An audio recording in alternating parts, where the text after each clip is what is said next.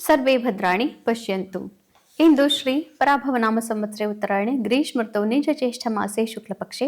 ಇಂದು 20ನೇ ತಾರೀಕು ಶನಿವಾರ, ಷಷ್ಠಿ ತಿಥಿ ಹಾಗೂ ಇಂದು ಮಖ ನಕ್ಷತ್ರ ಹಾಗೂ ಇಂದು ಕುಜ ವೃಷಭ ರಾಶಿಯನ್ನ ಪ್ರವೇಶ ಮಾಡ್ತಾ ಇದ್ದಾನೆ. 2.5 ವರ್ಷಗಳ ನಂತರ ಕುಜ ವೃಷಭ ರಾಶಿಯಲ್ಲಿ. ಮೇಷರಾಶಿಯವರಿಗೆ ಹಣಕಾಸಿನ ತೊಂದರೆಗಳು. 1.5 ತಿಂಗಳು ಕುಜ ಈ ರಾಶಿಯಲ್ಲಿ ಇರೋದ್ರಿಂದ 1.5 ತಿಂಗಳಿನ ತನಕ ಹಣಕಾಸಿನ ವ್ಯವಹಾರಗಳಲ್ಲಿ ಅತಿ ದೊಡ್ಡದಾದಂತಹ ಲಾಭ ಬರುವಂತಹ ಸಾಧ್ಯತೆಗಳು ಇರಬಹುದು. ಆದರೆ ಅದು ನಿಮ್ಮ ಮುಂಗೋಪ ಅಥವಾ ಮನಸ್ಸಿನ ಬೇಸರದ ಪರಿಸ್ಥಿತಿಯಿಂದ ನೀವು ಅದನ್ನು ಕಳೆದುಕೊಳ್ಳಬೇಕಾಗಿ ಬರಬಹುದು. ಹೀಗಾಗಿ 1.5 ತಿಂಗಳು ಹಣಕಾಸಿನ ವ್ಯವಹಾರದಲ್ಲಿ ಸ್ವಲ್ಪ ಹೆಚ್ಚಿನ ಗಮನ ಅವಶ್ಯಕ ಹಾಗೂ ಕುಟುಂಬದ ವಿಚಾರಗಳಲ್ಲಿ ಗಮನ ಅತ್ಯವಶ್ಯಕ. ವೃಷಭ ರಾಶಿಯವರಿಗೆ ನಿಮ್ಮ ರಾಶಿಯನ್ನೇ ಕುಜ ಪ್ರವೇಶ ಮಾಡ್ತಾ ಇರೋದ್ರಿಂದ ನಿಮಗೆ ಈಗ ಒಂದು ಆರೋಗ್ಯದಲ್ಲಿ ಸುಧಾರಣೆ ಅನ್ನೋದು ಕಾಣುತ್ತೆ. ಬಹಳ ಹುರುಪು ಅತಿ ಹೆಚ್ಚಾಗಿ ಬಿಡುತ್ತೆ ಒಮ್ಮೆಲೆ. ಇದರಿಂದ ಅತಿ ಹೆಚ್ಚಿನ ವ್ಯಾಯಾಮಗಳನ್ನ ಮಾಡಿ ಮನಸ್ಸಿಗೆ ಮತ್ತು ದೇಹಕ್ಕೆ ತೊಂದರೆಗಳನ್ನ ಮಾಡಿಕೊಳ್ಳುವ ಅವಶ್ಯಕತೆ ಇಲ್ಲ. ಹಾಗೂ ನಿಮಗೆ ಈಗ ಮುಂಗೋಪ ಹೆಚ್ಚಾಗತ್ತೆ. ಹೀಗಾಗಿ ಬೇರೆಯವರನ್ನ ನೋಡಿ ಸಣ್ಣ ಸಣ್ಣ ವಿಚಾರಗಳಿಗೂ ಕೂಡ ನೀವು ಮುಂಗೋಪವನ್ನು ಮಾಡಿಕೊಳ್ಳುವಂತಹ ಪ್ರಮೇಯವನ್ನ ಎದುರಿಸಬೇಕಾಗಿ ಬರಬಹುದು. ಆರೋಗ್ಯದಲ್ಲಿ ನಿಮಗೆ ಸುಧಾರಣೆ ಅವಶ್ಯಕ ಹಾಗೂ ಆರೋಗ್ಯದ ಕಡೆ ಗಮನ ಅತ್ಯವಶ್ಯಕ. ಮಿಥುನ ರಾಶಿಯವರಿಗೆ ನಿಮ್ಮ ವ್ಯಯಭಾವಕ್ಕೆ ಕುಜ ಬರ್ತಾ ಇರೋದ್ರಿಂದ ಬಹಳ ಸುಸ್ತಾದಂತೆ ಮತ್ತು ಜೀವನದಲ್ಲಿ ಏನೋ ಬೇಸರ ನಿಮ್ಮನ್ನು ಕಾಡ್ತಾ ಇರುವಂತಹ ಭಾವನೆ 1.5 ತಿಂಗಳು ನಿಮಗೆ ಇರಬಹುದು. ಮುಖ್ಯವಾದಂತಹ ಕೆಲವೊಂದು ಮಿತ್ರತ್ವಗಳಲ್ಲಿ ಒಡಕು ಸಂಪೂರ್ಣವಾಗಿ ಆಗಿಬಿಡಬಹುದು ಹಾಗೂ ಮುಖ್ಯವಾದಂತಹ ಕೆಲವು ಪಾರ್ಟ್ನರ್ಶಿಪ್ ಪ್ರಾಜೆಕ್ಟ್ ಇತ್ಯಾದಿಗಳಲ್ಲಿ ಕೊನೆಯಾಗಬಹುದು. 1.5 ತಿಂಗಳ ತನಕ ಈ ಒಂದು ಕೊನೆಯ ಒಂದು ವಾತಾವರಣವನ್ನು ನೀವು ನೋಡಬೇಕಾಗಿ ಬರೋದ್ರಿಂದ ಮನಸ್ಸಿಗೆ ಸ್ವಲ್ಪ ಬೇಸರ, ಕ್ಲೇಶ ಇತ್ಯಾದಿಗಳೆಲ್ಲ ಆಗಬಹುದು. ಇದಕ್ಕಾಗಿ ನೀವು ಮನಸ್ಸನ್ನ ಬೇರೆ ಕಡೆ ಹರಿಬಿಡಬೇಕು. ಕರ್ಕ ರಾಶಿಯವರಿಗೆ ಅತ್ಯುತ್ತಮವಾದಂತಹ ಗೋಚಾರ, ಇಷ್ಟಾರ್ಥ ಸಿದ್ಧಿ, ಮನಸ್ಸಿಗೆ ನೆಮ್ಮದಿ, ನೆಟ್ವರ್ಕಿಂಗ್ ತುಂಬಾ ಚೆನ್ನಾಗಿ ಆಗತ್ತೆ. ಬಹಳ ಹುರುಪಿರುವಂತಹ ಮತ್ತು ನಿಮ್ಮ ವಯಸ್ಸಿನಲ್ಲಿ ನಿಮಗಿಂತ ಚಿಕ್ಕವರಾದಂತಹ ಅನೇಕರ ಜೊತೆಗೆ ನಿಮಗೆ ಈಗ ಮಿತ್ರತ್ವ ಸಾಧ್ಯವಾಗುತ್ತೆ ಹಾಗೂ ಪಾರ್ಟ್ನರ್ಶಿಪ್ ಇತ್ಯಾದಿಗಳಲ್ಲಿ ಮನಸ್ಸಿಗೆ ನೆಮ್ಮದಿ ಪ್ರಾಪ್ತಿ. ಕೇವಲ ಮಿತ್ರತ್ವಗಳಿಗೆ ಮಾತ್ರ ಚೆನ್ನಾಗಿರುವಂಥದ್ದು. ಇಷ್ಟಾರ್ಥ ಸಿದ್ಧಿ ಅಂದ ತಕ್ಷಣ ಇದರಲ್ಲಿ ದಾಂಪತ್ಯ ಅಥವಾ ಪ್ರೇಮ ಪ್ರೀತಿ ಪ್ರಕರಣಗಳಿಗೆ ಅಷ್ಟೊಂದು ಪ್ರಖರವಾದಂಥದ್ದಲ್ಲ. ಅವುಗಳಲ್ಲಿ ಇನ್ನೂ ಸೋಲಿನ ವಾತಾವರಣ ಮುಂದುವರಿಯುವುದು. ಸಿಂಹರಾಶಿಯವರಿಗೆ ಇದು ಅತ್ಯುತ್ತಮವಾದಂತಹ ಗೋಚಾರ. 2.5 ವರ್ಷಗಳ ನಂತರ ಈಗ ನಿಮ್ಮ ದಶಮ ಸ್ಥಾನಕ್ಕೆ ಕುಜ ಬರ್ತಾ ಇರೋದ್ರಿಂದ ಕಾರ್ಯಕ್ಷೇತ್ರದಲ್ಲಿ ಯಶಸ್ಸು, ಬಡ್ತಿ, ಪ್ರಮೋಷನ್, ರೆಕಗ್ನಿಷನ್, ಅವಾರ್ಡ್ ಎಲ್ಲವೂ ಸಾಧ್ಯವಾಗುತ್ತೆ. ಯಾರಿಗೆ ಕೆಲಸ ಇಲ್ವೋ ಅಂಥವರಿಗೆ ಹೊಸ ಕೆಲಸಗಳ ಪ್ರಾಪ್ತಿ ಖಂಡಿತವಾಗ್ಲೂ ಸಾಧ್ಯ. ಕನ್ಯಾ ರಾಶಿಯವರಿಗೆ ನಿಮ್ಮ ನವಮ ಸ್ಥಾನಕ್ಕೆ ಭಾಗ್ಯ ಸ್ಥಾನಕ್ಕೆ ಕುಜ ಬರ್ತಾ ಇದ್ದಾನೆ. ಇದು ಅಷ್ಟೊಂದು ಒಳ್ಳೆಯದೇನು ಅಲ್ಲ ಅಂತ ಹೇಳ್ತಾರೆ. ಆದರೆ ಯಾವ ರೀತಿಯಲ್ಲಿ ಇದನ್ನ ಒಳ್ಳೆಯದಾಗಿ ಪರಿವರ್ತನೆ ಮಾಡಿಕೊಳ್ಳೋದು ಅನ್ನೋದನ್ನ ತಿಳ್ಕೊಳ್ಳೋಣ. ಮುಂಗೋಪ ಸ್ವಲ್ಪ ಕಡಿಮೆ ಇರಬೇಕು. ಬೇರೆಯವರ ಜೊತೆಗೆ ಬಹಳ ವಿನಯಪೂರ್ವಕವಾಗಿ ನೀವು ಮಾತನಾಡಿದಾಗ ಕುಜ ನಿಮ್ಮ ಅದೃಷ್ಟವನ್ನ ಪರೀಕ್ಷೆ ಮಾಡಲಿಕ್ಕೆ ಸಾಧ್ಯವಾಗುವುದಿಲ್ಲ. ಅದೃಷ್ಟದ ಮನೆಗೆ ಕುಜ ಬರ್ತಾ ಇದ್ದಾನೆ. ಹೀಗಾಗಿ ಕನ್ಯಾ ರಾಶಿಯವರಿಗೆ ಸ್ವಲ್ಪ ಅದೃಷ್ಟ ಕಮ್ಮಿಯಾದಂತೆ ಭಾಸವಾಗುತ್ತೆ. ಆದರೆ ಹಿಂದಿನ 4-5 ತಿಂಗಳಲ್ಲಿ ನೀವು ಪಾರ್ಟ್ನರ್ಶಿಪ್ ಇತ್ಯಾದಿಗಳಲ್ಲಿ ದಾಂಪತ್ಯದಲ್ಲಿ ಬಹಳ ದೊಡ್ಡ ದೊಡ್ಡ ತೊಂದರೆಗಳನ್ನ ನೋಡಿದ್ರಿ. ಅದೆಲ್ಲವೂ ಪರಿಹಾರವಾಗುತ್ತೆ. ಪರಿಹಾರದ ಮಾರ್ಗ ನೀವು ಕಂಡುಕೊಳ್ಳಬಹುದು. ಹೆಚ್ಚಿನ ಕೆಲಸವನ್ನ ಮಾಡೋದ್ರಿಂದ ಹೆಚ್ಚಿನ ಯಶಸ್ಸು.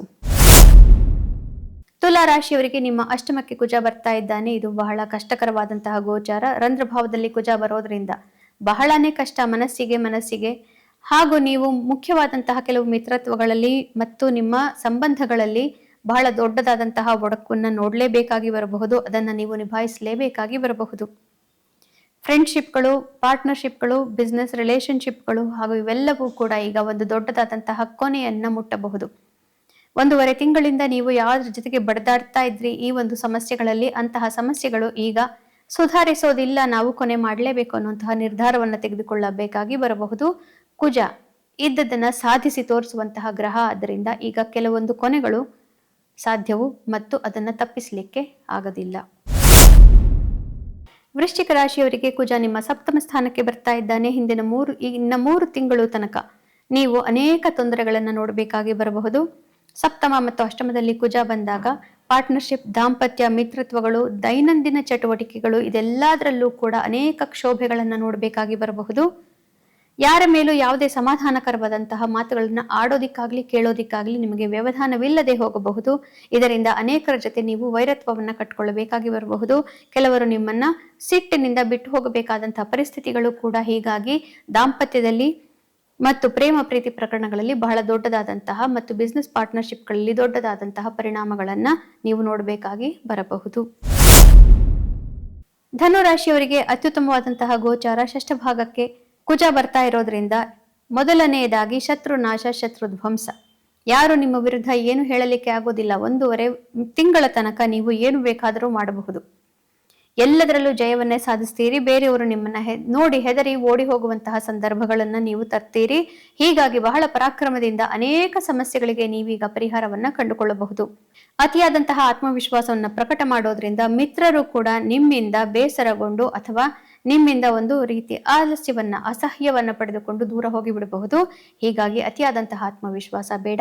ಯಾರು ಫಿಸಿಕಲ್ ಎಕ್ಸಸೈಸ್, ಫಿಸಿಕಲ್ ಫಿಟ್ನೆಸ್ ಇತ್ಯಾದಿ ಅಡ್ವೆಂಚರ್ ಸ್ಪೋರ್ಟ್ಸ್, ರೆಸಾರ್ಟ್ಗಳು ಇತ್ಯಾದಿಗಳಲ್ಲಿದ್ದೀರಿ, ನಿಮಗೆಲ್ಲರಿಗೂ 1.5 ತಿಂಗಳು ನಿಮ್ಮ ಕಾರ್ಯಕ್ಷೇತ್ರದಲ್ಲಿ ಬಹಳ ದೊಡ್ಡ ಯಶಸ್ಸನ್ನ ನೋಡಬಹುದು. ಮಕರ ರಾಶಿಯವರಿಗೆ ನಿಮ್ಮ ಹಣಕಾಸಿನ ವಿಚಾರದಲ್ಲಿ ಸ್ವಲ್ಪ ಕೂಲಂಕುಷವಾಗಿ ಯೋಚನೆ ಮಾಡಿ ಹೆಜ್ಜೆಗಳನ್ನ ಇಡಬೇಕಾದಂತಹ ಸಮಯ.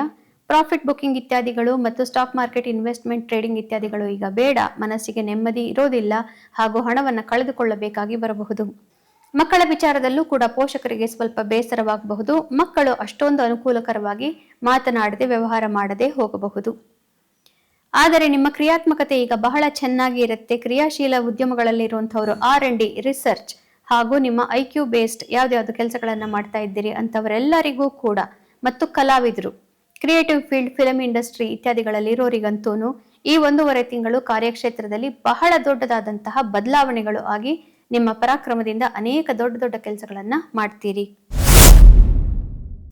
ಕುಂಭರಾಶಿಯವರಿಗೆ ನಿಮ್ಮ ಕುಟುಂಬ ಸ್ಥಾನಕ್ಕೆ, ಸುಖ ಸ್ಥಾನಕ್ಕೆ ಕುಜ ಬರ್ತಾ ಇರೋದ್ರಿಂದ ಸುಖ ವ್ಯಯವಾಗಬಹುದು. ಅಂದರೆ ಮನೆಯಲ್ಲಿ ಕಿರಿಕಿರಿ, ಆಸ್ತಿ-ಪಾಸ್ತಿ ವಿಚಾರಗಳಲ್ಲಿ ತಲೆನೋವು, ಕೋರ್ಟು ಕಚೇರಿ ವ್ಯವಹಾರಗಳಲ್ಲಂತೂ ಸ್ವಲ್ಪ ಹೆಚ್ಚಿನದಾದಂತಹ ತಲೆಬಿಸಿ, ಇದೆಲ್ಲದನ್ನು ನೋಡಬೇಕಾಗಿ ಬರಬಹುದು.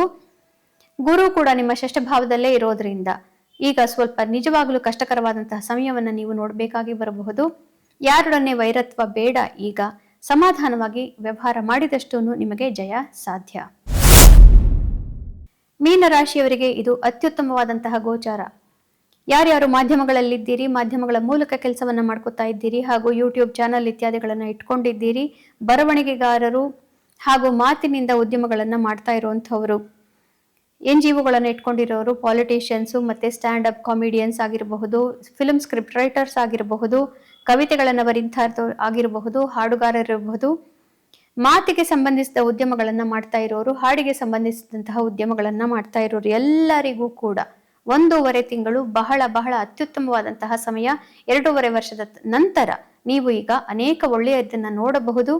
ಕಾರ್ಯಕ್ಷೇತ್ರದಲ್ಲಿ ಯಶಸ್ಸು, ನಿಮ್ಮ ಗೌರವ ಸ್ಥಾನಮಾನ ಜಾಸ್ತಿ ಆಗತ್ತೆ, ನಿಮ್ಮ ಅಡಚಣೆಗಳು ಕಡಿಮೆ ಆಗತ್ತೆ, ಶತ್ರುಗಳು ಹಿಮ್ಮೆಟ್ತಾರೆ, ಮನಸ್ಸಿಗೆ ನೆಮ್ಮದಿ ಪ್ರಾಪ್ತಿ, ಸಹೋದರರಿಂದ ಕೂಡ ಅತಿ ಹೆಚ್ಚಾದ ಸಹಕಾರ ಪ್ರಾಪ್ತಿ, ಆತ್ಮವಿಶ್ವಾಸ ತುಂಬಾ ಚೆನ್ನಾಗಿ ಹೆಚ್ಚಾಗುವುದು. ಪುನಃ ನಾಳೆ ಭೇಟಿಯಾಗೋಣ. ಅಲ್ಲಿವರೆಗೂ ನಿಮಗೆ ತಿಳಿದೇ ಇದೆ, ಗೀತಾ ಶ್ಲೋಕಗಳ ಶ್ರವಣ, ಪಠನ, ಮನನ, ಲೇಖನವನ್ನ ಮಾಡೋದ್ರಿಂದ ಭಗವಂತ ಅನೇಕ ಶುಭ ಫಲಗಳನ್ನ ಕೊಟ್ಟು ನಮ್ಮನ್ನ ಉದ್ಧಾರ ಮಾಡೋದ್ರಲ್ಲಿ ಸಂದೇಹವೇ ಇಲ್ಲ. ಶುಭಮಸ್ತು. ಶ್ರೀಕೃಷ್ಣ ವಿಜಯ.